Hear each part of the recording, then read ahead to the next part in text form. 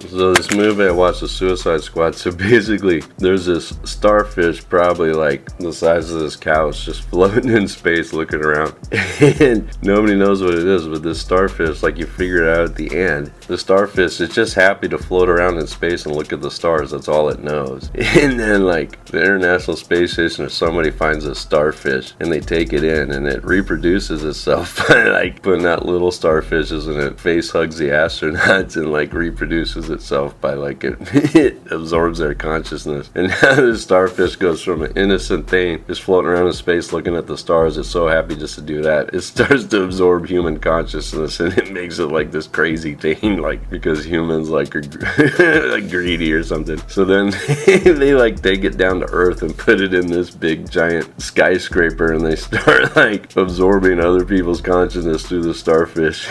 And then like all this stuff happens. All this stuff happens, the building collapses, and all this funny stuff. Like they survive, the building collapses all these crazy ways. And then the starfish gets out after the skyscraper collapses, and it wants to take over the city. It's humongous. This thing is like 12 stories tall. It's a gigantic starfish with a big eye in the middle, and it's running around taking over this city, some make-believe city.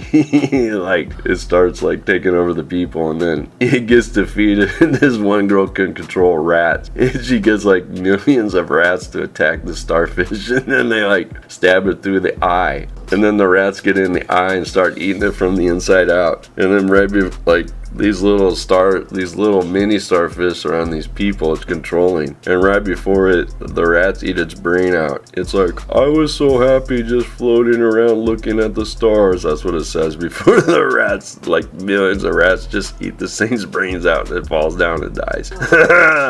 Like this starfish. Doesn't sound good at all.